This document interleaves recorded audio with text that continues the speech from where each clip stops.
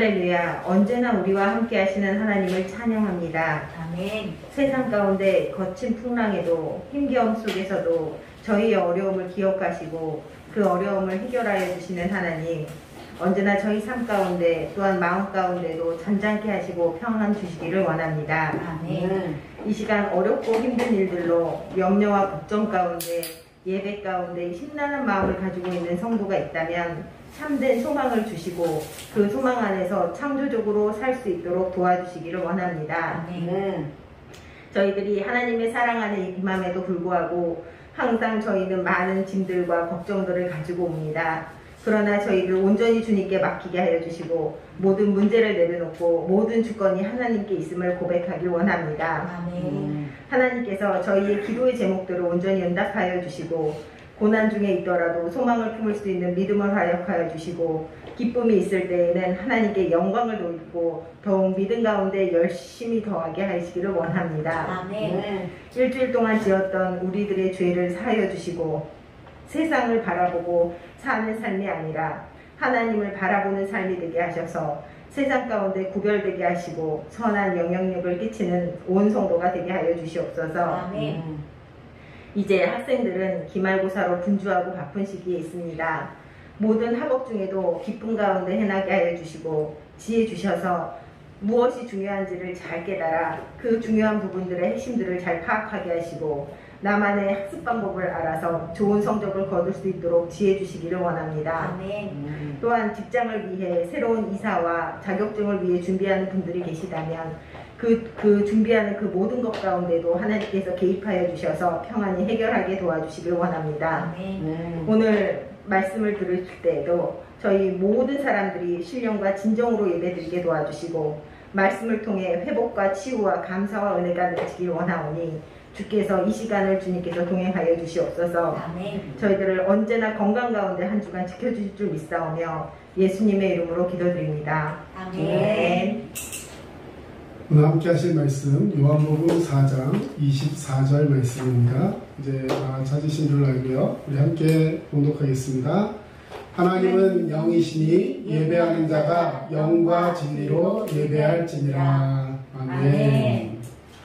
하나님은 영이시니 예배하는 자가 영과 진리로 예배할지니라. 오늘은 새 생명의 골격 두 번째 시간입니다. 하나님은 누구신가? 지난 시간에는 성경은 무엇인가 라는 것에 대해서 함께 이야기를 나눴습니다. 여러분 얼마나 기억하고 계시나요? 자, 성경은 하나님이 하신 일, 하나님이 하신 일, 또 앞으로 하나님께서 하실 일, 그리고 나에 대한 사랑의 계획들이 쓰여져 있다라고 말씀드렸고요. 성경은 구속사, 곧 나의 죄로부터 나를 구원하시고 모든 죄를 도말하시는 하나님의 사랑이 기록된 책이다 말씀드렸습니다. 이제 오늘은 그러면 하나님은 누구신가? 성경에 우리에 대해서 사랑을 나누시고 우리를 긍휼하셔서 구원하시기 원하시는 그 하나님, 그래서 하나님에 대해서 오늘 공부를 하게 되겠는데요. 오늘 제목과 함께 우리 본문 다시 한번 읽어보겠습니다. 하나님은 영이시니 예배하는 자가 영과 진리로 예배할지니라. 자, 우리 마틴 로이드 존스, 여러분 교재 보시면 마틴 로이드 존스는 교리강자 시리즈라는 책에서 다음과 같은 내용을 이렇게 말했습니다. 우리 주님께서는 제자들을 돌보시며 이렇게 말씀하시는 일이 있습니다. 자, 뭐라고 말씀하셨냐면 하나님을 믿으라 라고 말하셨어요. 하나님을 믿으라.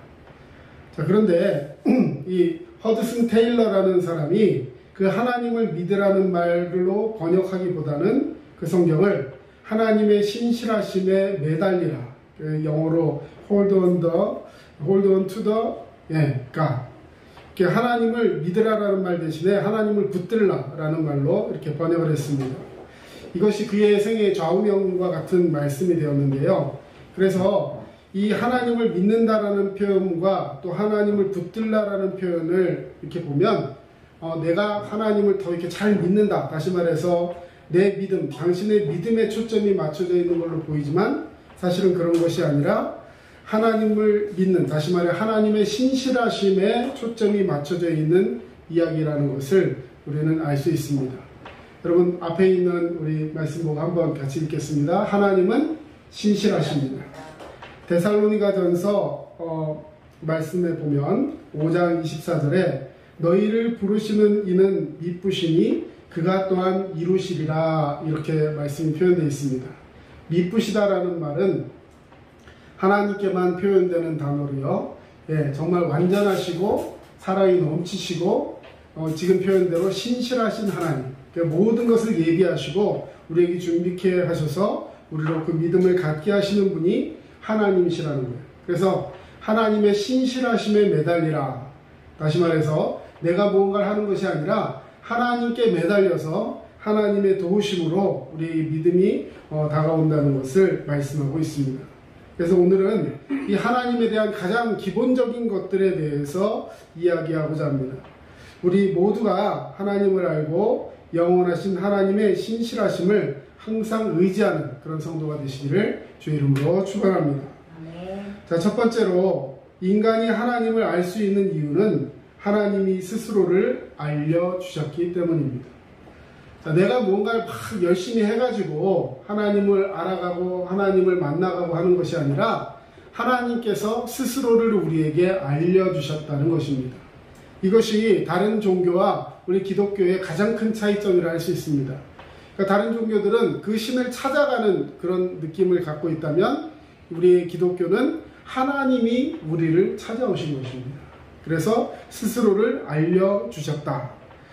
세상에 신이 존재한다면 이런 모습이실 것이다. 또는 이런 모습이셔야 한다는 이 각자의 주관적인 생각들이 있어요. 신은 이런 분일 거야 라는 그런 주관적인 생각들이 있습니다. 크게는 세상의 이치나 자연을 관찰하면서 또 작게는 인간 내면의 양심이나 사랑과 정의를 향한 갈망들을 통해서 사람들은 신이 존재한다면 이런 모습일 것이다 라고 생각을 합니다. 자, 그런데 신이 계시다면 그 신은 분명히 객관적이고 초월적인 모습을 가지고 계실 것입니다. 무슨 말이냐면 내 주관, 내 생각에 갇히신 하나님이 아니라 원래 그 모습이 있는데 우리가 그것을 발견하실 수 있도록 주님이 보여주신다는 거죠. 자, 인간은 신의 진정한 모습, 즉 신이 어떤 분이신지를 알 수 있습니까? 기독교에서 하나님이라고 부르는 이 신의 진정한 모습, 과연 그렇다면 어떤 모습일까? 여러분 많이 궁금해하시고 또 철학이나 이런 것들을 통해서 나름대로 그 신을 정의하는 그런 노력들이 많이 있었습니다. 그런데 하나님이 어떤 분이신지 알려면 그럼 어떻게 해야 되느냐? 참 다행스럽게도 우리 하나님이 누구시며 어떤 분이신지를 알 수 있는 길을 하나님이 제시해 주셨습니다. 왜냐하면 하나님께서 자신의 진정한 모습을 우리 인간에게 알려주시기를 원하셨고 또 그렇게 하셨습니다. 자, 두 번째, 눈에 보이지 않는 하나님. 자, 그 하나님이 그러면 우리 눈에 딱 보이면 좋을 것 같은데 하나님이 눈에 보여요? 보이지 않습니까? 하나님 보신 분. 하나님 보신 분이 계시면 여기 계실 수가 없습니다. 네, 왜냐하면 하나님을 본 고로 죽는 거예요. 네, 너무나도 공의로우시고 너무나도 의로운 분이시기 때문에 불의하고 죄 많은 우리의 이 부족한 모습으로는 하나님을 바라볼 수가 없습니다. 그래서 하나님은 자신을 감추셨어요. 자, 오늘 본문에 보면 하나님을 어떤 분으로 표현하냐면 하나님은 영이시니라고 표현했습니다. 한번 따라하겠습니다. 하나님은 영이시니. 하나님은 영이시니. 예, 영이라는 것, 스피릿. 예, 영. 예, 이 말씀은 그러므로 누군가 하나님의 형상을 실제로 보았다거나 꿈에 나타났다라고 말한다면 그것은 진짜 하나님이 아닙니다.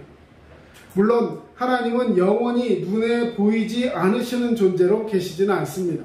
언젠가 이 세상이 끝나고 모든 인류가 하나님께 각자의 삶에 대해서 심판받는 그날, 다시 말해 마지막 날에 비로소 인간의 눈에 그 존귀한 모습이 비치시고 나타내실 것입니다. 그렇다면 이 눈에 보이지 않는 하나님을 인간은 어떻게 알 수 있고 또 만날 수 있을까요? 하나님은 우리 눈에 보이지 않지만 그 대신 하나님은 우리에게 하나님의 흔적을 볼 수 있도록 해주셨습니다. 우리가 살고 있는 이 세상에는 눈에 보이지 않는 하나님의 존재를 짐작할 수 있도록 눈에 보이는 흔적들을 하나님께서 무수히 남겨주셨다는 것이죠. 특히 자연의 오묘한 섭리를 바라보면서 그 질서와 계절에 따른 변화, 또 생물들의 모습, 심지어 어떤 외과 의사는 이 오장육부, 사람의 신체를 계속해서 수술하고 그 안을 들여다보다 보니까 이거는 하나님이 아니시면 할 수 없다, 이런 것을 느끼면서 세상의 모든 만물로부터 하나님의 흔적들을 바라볼 수 있는 그런 것들을 우리에게 주셨다는 것이죠. 그래서 세상과 우주의 정교한 질서와 조화, 그리고 그 안에 있는 너무나 당연하고 무수한 생명체들을 통해서 이것을 누가 만드셨는지, 이것을 누가 질서 있게 하셨는지를 깨닫게 하시는 것, 이것이 하나님의 흔적들을 통해 볼 수 있다는 것이죠. 자, 이걸 다른 말로 일반 계시라는 말로 설명을 했습니다. 그와 또 반대 개념은 아니고 그와 또 비교될 수 있는 개념이 특별 계시라는 것이 있습니다. 다른 말로 표현해서 일반 계시라는 것은 로마서 1장 19절 20절 말씀에 보면 이는 하나님을 알만한 것이 그들 속에 보입니다. 하나님께서 이를 그들에게 보이셨느니라. 창세로부터 그의 보이지 아니하는 것들 곧 그의 영원하신 능력과 신성이 그가 만드신 만물에 분명히 보여 알려졌나니 그러므로 그들이 핑계하지 못할지니라. 이렇게 말씀하셨습니다. 이게 무슨 말이냐면요, 자, 하나님을 알지 못하고 죽어간 사람들, 하나님을 믿지 못하고, 다시 말해 예수 그리스도의 복음을 듣지 못하고 그 전에 죽은 사람들은 그러면 하나님 몰랐으니까 죽어서 지옥 가는 거 너무 억울하지 않습니까? 이 세상에서 이런 말 하는 사람들이 많이 있어요. 그런데 오늘 그 로마서에 보니까 그들이 비록 직접적으로 하나님에 대한 말씀을 듣지 못했다 할지라도 하나님을 알만한 것들을 그들 속에 이미 다 보여주셨다는 거예요. 무슨 말이냐? 자연의 계시 속에서 여러 가지 그 생물체들, 존재들을 통해서 하나님이 계시는구나, 이 위대한 창조주, 이 세상을 만든 그 창조주가 계시는구나, 이런 것을 알 수 있는 것들을 이미 다 보여주셨다라는 거예요. 그래서 내가 하나님 몰랐기 때문에 난 믿지 못했다라고 핑계하지 못하게 하려고 하나님은 그런 것들을 이미 다 보이셨다는 것입니다. 그래서 직접적으로 하나님을 보거나 하나님에 대해서 알 수 있는 것들이 없다 할지라도 자연 계시, 다시 말해서 이 자연 만물이나 우주의 조화나 이 모든 것들을 통해서 이미 하나님이 계심을 알 수 있도록 하나님 자신을 스스로 보이셨다. 이것이 일반 계시라는 것입니다. 그래서 예를 들어서 어떤 자연, 이과수 폭포라든지 아니면 큰 어떤 그런 자연들을 봤을 때, 이거 하나님이 아니면 이렇게 하실 수가 없구나, 이런 것들을 깨닫게 해주는 거예요. 온 우주 만물을 보면서 여러분 잘 아실 거예요. 우주에 가장 먼저 사람으로 타고 나간 그 사람이 누구였죠? 우주선을 타고 나간 사람. 네? 또 우리가 특별히 굉장히 유식한 소리를 해줬는데요. 예, 우리가 보통 아폴로 하면 그 후에 처음 탔던 사람 누구라고 해요? 혹시 암스트롱 아십니까? 예, 암스트롱. 근데 사실은 암스트롱보다 금방 말한 그 사람 같이 탔었는데요. 이 안에서 기장이고 조종하는 사람이었기 때문에 안에 있었고, 그 밖에 나간 사람이 암스트롱이었던 거예요. 예, 하여튼 그런 사람이 딱 하늘에 처음 올라갔을 때 사실은 그 사람보다 더 먼저 우주로 나간 사람이 있었어요. 예, 우주로 나간 사람, 소련의 그 이 우주선을 타고 나간 가간인가 하는 그런 사람이 있었는데요. 이 사람은 달에 착륙한 건 아니고 우주에 나아갔다가 다시 돌아온 사람입니다. 제일 먼저 인류에서 가장 먼저 우주에 나갔던 사람이 소련 사람이었어요. 그 사람은 우주에 나가가지고 그 보고 뭘 느꼈을까요? 나갔더니 아무것도 없다, 그냥 먼지뿐이다. 다시 말해서 굉장히 내가 생각할 때는 우주인도 있고 막 이런 생각을 했을지 모르겠습니다만 보니까 별거 없더라, 이런 얘기를 했더래요. 반면에 그 암스트롱이라는 사람은 하나님의 위대하심을 찬양하며 하나님이 아니시면 하실 수 없는 일들을 바라보았다고 고백을 했습니다. 자, 똑같은 것을 보더라도 어떤 사람은 그 속에서 하나님을 발견하고 어떤 사람은 거기서 아무 의미도 찾을 수 없는 것, 다시 말해 일반 계시를 통해서 어떤 사람은 하나님을 발견할 수 있고 그렇지 못한 사람도 있을 수 있다는 거예요. 누구도 핑계할 수 없다라는 것이죠. 자, 일반 계시를 통해서 하나님을 어느 정도 알 수는 있을지 모르지만 구체적으로 알 수는 없기 때문에 그래서 하나님께서 자신을 구체적으로 알려주시고 또 그것을 정확하게 알게 하시기 위해서 우리에게 주신 것이 있는데 그것이 바로 성경 말씀입니다. 여러분, 성경은 다른 말로 표현해서 특별 계시라고 하는 거예요.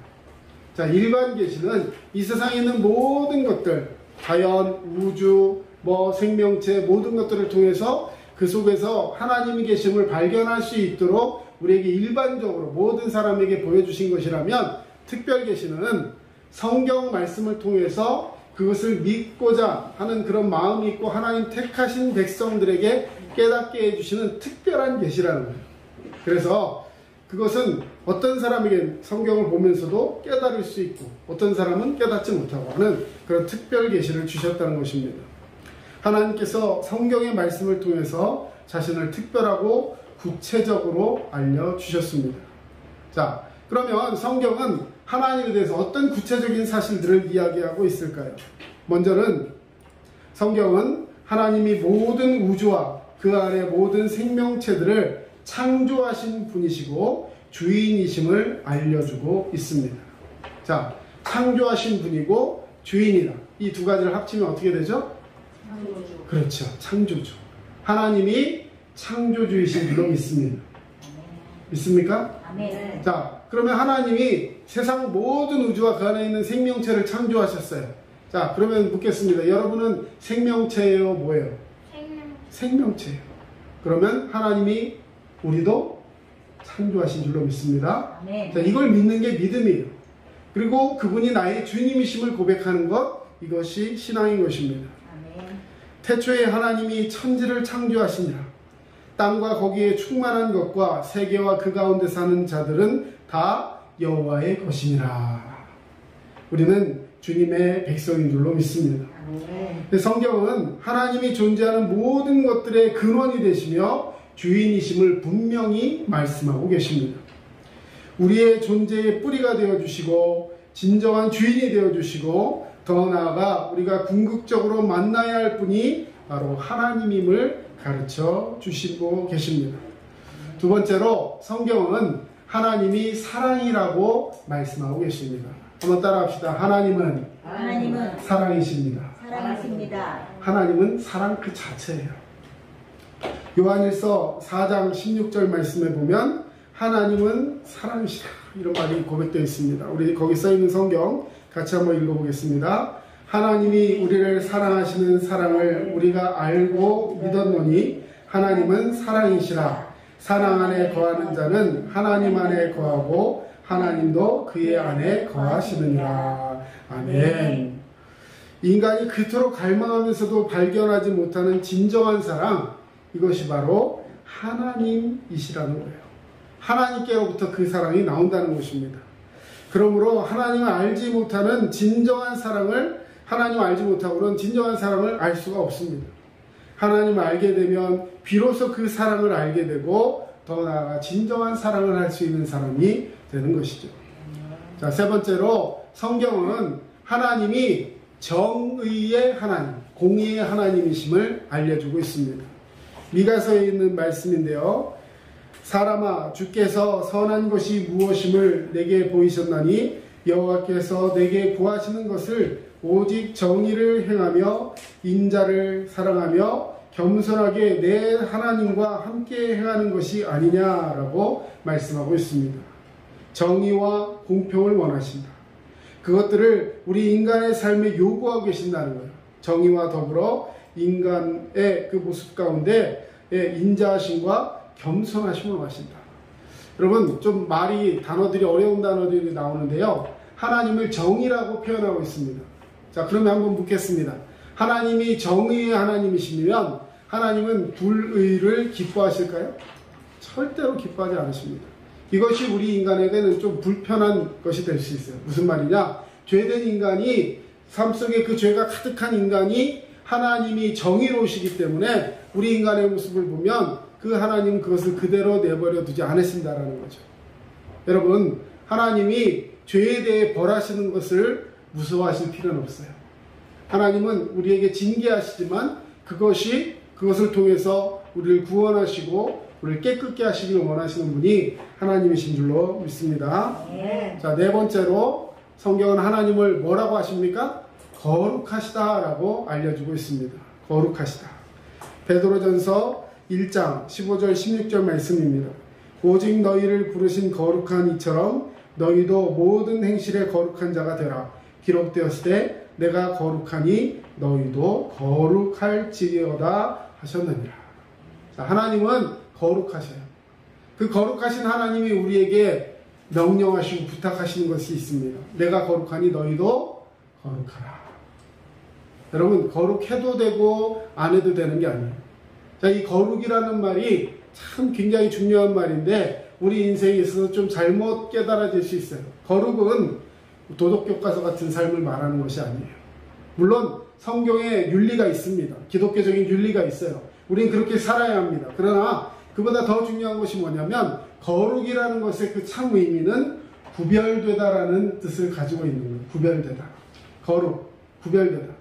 자, 뭐와 구별돼야 될까요? 죄로부터 구별돼야 되고 세상으로부터 구별돼야 되고 하나님 편으로 구별되어 설 수 있는 사람이 되어야 된다는 거예요. 자, 양과 염소를 주인은 갈라놔요. 분명하게 마지막 때가 되면 양은 양쪽으로, 염소는 염소 쪽으로 따로따로 구별해 놓으신다고 하셨어요. 성경에 보면 알곡과 쭉정이를 구별해 놓으신다고 하셨어요. 마지막 추수하기 전에 먼저 쭉정이를 거두어서 불에 태우고 그 다음에 알곡을 거둬 드린다고 말씀해 주셨습니다.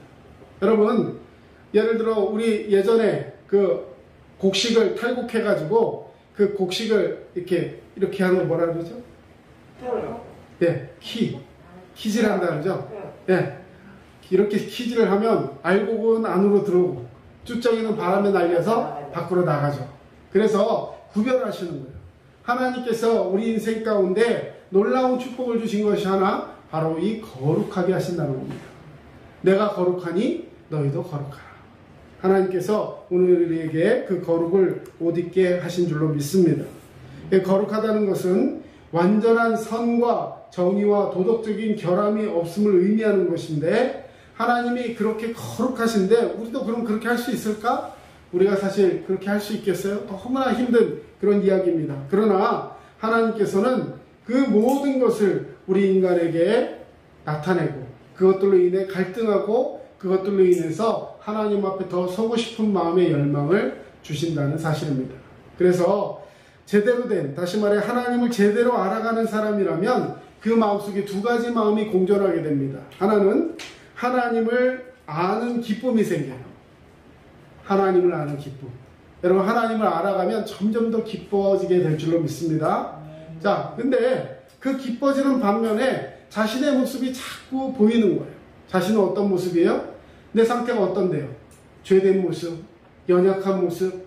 그래서 하나님 앞에 설 수 없는 그 불의한 모습들이 자꾸 보이게 됩니다. 그래서 자신의 상태를 깨닫는 고통을 번갈아 느끼게 되는 거예요. 기쁨과 고통을 번갈아 느끼게 됩니다. 여러분, 하나님을 안다는 것은 무엇입니까? 결론적으로 하나님은 인간이 가장 궁금해하는 질문들에 대한 해답이 되어 주십니다. 하나님은 인간의 존재의 근원에 대한 해답과 우주와 인간에 대하여 우리가 알아야 할 것들을 뭘 통해서? 말씀을 통해서 우리에게 보여주십니다. 여러분, 하나님은 사랑과 정의의 참 모습이시며 동시에 인간이 저지르는 죄와 인생의 고통에 관한 이유에 대해서 설명해 주시는 분이라는 거예요. 여러분, 세상을 살아가면서 삶의 이유에 대해서 알지 못해서 고통스러워하는 사람들이 많이 있습니다. 뭐냐면 왜 살아야 하는지 이유를 모르는 거예요. 열심히 살아왔는데 살아오다 보니까 그 의미가 없는 거예요. 자, 그러면 어떻게 돼요? 삶의 의미를 느끼지 못하면 굉장히 극단적인 선택을 할 수 있는 그런 경우도 생깁니다. 우울에 빠질 수 있어요. 그런데 진정 하나님을 만나게 되면 그 하나님께서 우리 인생의 참된 의미를 알려주고 그것을 통해서 내 삶의 진정한 기쁨을 회복할 수 있도록 주시기 때문에 하나님을 아는 것은 곧 우리가 기쁨 가운데 삶의 의미를 회복하고 다시 한번 일어설 수 있는 소망이 되어 주시는 줄로 믿습니다. 아멘. 자, 이제 마지막으로 하나님은 그런 하나님이 우리에게 딱 보여주시고 나타내 주시면 참 좋은데 숨어 계신다라는 사실, 참 아이러니하면서도 굉장히 은혜가 되는 거예요. 이동원 목사님의 책 로마가 들어야 했던 복음이라는 책에 보면 한 그리스도인 수필가가 쓴 하나님에 대한 이야기가 나옵니다. 영국의 유명한 여류 그리스도인 문학가였던 사람이 숨어 계신 하나님이라는 책을 썼어요. 숨어 계신 하나님. 수필집인데요. 그 책에 보면 자신의 경험을 통해서 자기가 어떻게 숨어 계신 하나님을 이해하게 되었는지를 이야기하고 있습니다. 자, 결혼해서 아이를 낳았어요. 실제 자기 이야기입니다. 근데 자기의 이 조그만 아기가 점점 커가면서 이제 침대에 뉘어놓고 잠을 재운 후에 불 끄고 자기 방으로 돌아왔어요. 이제 어느 정도 나이가 되면 애들을 특히 이 외국에서는 보면 같이 안 자더라고요. 아기 때부터 따로 재웁니다. 그래서 아기가 울면 뭐라 그러지, 이렇게 워키토키 같은 거 해놓고 소리 듣고 이렇게 우는 데도 있고, 요즘은 화상캠으로 켜놓고 아이의 상태를 보면서 가질 않아요. 아주 딱 도와줘야 될 그때가 아니면 아이에게 가지 않습니다. 왜 그렇게 할까요? 아기의 자립심을 키우고 아이가 스스로 뭔가를 문제를 해결할 수 있도록 이 아기를 계속 싸매고 있는 것이 아니라 그 아이를 혼자 독립시키고자 하는 그런 의미를 가지고 있습니다. 근데 아기가 이제 혼자 있는데 무서웠는지 자다 말고 막 웁니다. 자, 근데 우는데 그 소리를 이 어머니는 다 듣고 있어요. 당장 쫓아가서 어떻게 도와주고 이 아이가 뭘 필요로 하는지 막 그렇게 도와주고 싶지만 아기가 자립하는 그 모습을 갖게 하기 위해서 독립적인 인격체로 성장하기 위해서 엄마는 가지 않고 그 소리를 들으면서 참고 있습니다. 근데 울음소리가 그치는 것이 아니라 점점 더 커집니다. 막 울면서 애가 막 절규를 해요. 엄마도 같이 울고 싶습니다. 그런데 가지 않아요. 기다려요. 그러다가 엄마는 이렇게 소리를 쳤다고 합니다. 아가야, 나는 너한테서 멀리 떨어져 있지 않단다. 엄마는 너를 도울 수 있단다. 그러나 너는 이 울음을 이기고 혼자 그 방에서 자는 것을 배워야 한다. 아기에게 소리를 내어서 들려주셔서 내가 네 옆에 있다. 바로 옆에 있어. 내가 널 도울 수 있지만 네가 혼자 설 수 있어야 해. 하면서 그 아이에게 가지 않았다는 거예요. 이 독백을 하던 중에 이 작가인 이 엄마는 순식간에 그가 질문했던 이 시편 속에 나타난 숨어 계신 하나님을 이해하게 되었다라고 고백을 합니다. 여러분, 삶이 곤고하십니까? 삶에 어려움이 있습니까? 그때 오늘 이 숨어 계신 하나님을 한번 묵상해 보시기를 원합니다. 하나님은 얼마든지 우리를 도우실 수 있습니다. 할렐루야. 때때로 하나님은 우리의 성숙을 위해서 우리 곁에 숨어 계시면서 탄식하며 우리를 바라보고 계십니다. 내가 믿음이 성장하게 하기 위해서 숨어 계세요. 그리고 우리가 피할 수 없이 우리의 성숙을 위해서 신음과 고통을 경험하는 것을 두려워하지 말아야 한다는 것입니다. 왜 내가 이렇게 힘들어하는데 하나님 내 옆에 안 계십니까? 아니요. 하나님은 우리 곁에 계세요. 그러나 우리가 그것을 딛고 일어설 수 있도록 우리 옆에서 숨어서 지켜보시면서 말할 수 없는 탄식으로 우리의 기도를 도우시는 하나님이신 줄로 믿습니다. 아멘. 마태복음에 보면 예수님께서는 하나님에 대해서 이렇게 고백하고 있습니다. 너희에게는 머리털까지 다 세신 바 되었나니 두려워하지 말라. 머리털까지 다 세신 바 되시는 하나님. 여러분, 오늘 우리가 이 세상을 살아가면서 하나님에 대해서 알고 있습니까?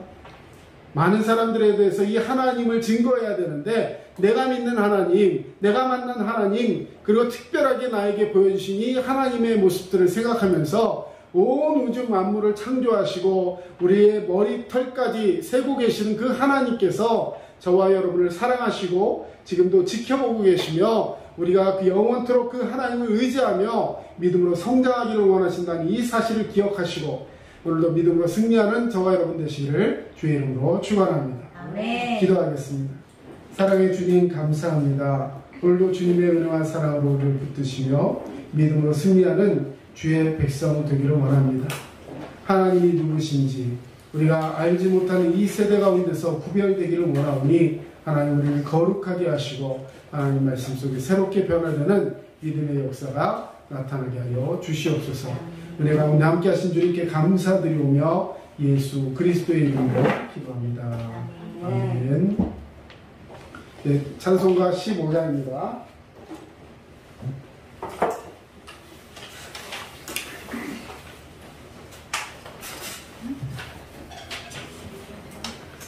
네, 하나님의 크신 사랑.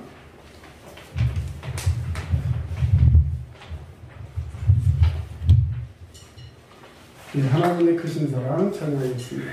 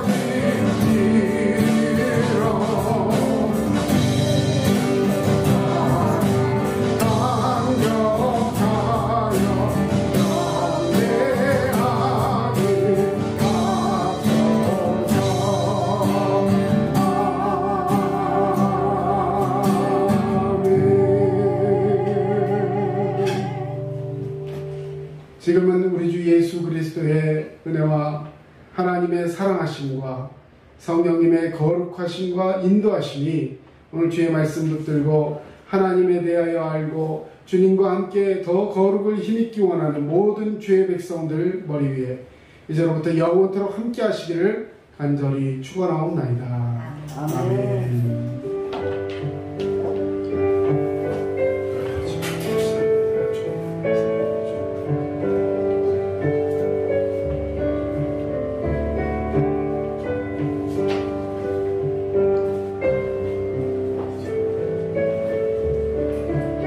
지금까지 남양주 다산 신도시 두드림 침례교회 전철호 목사였습니다. 여러분 늘 승리하시고 건강하세요. 감사합니다.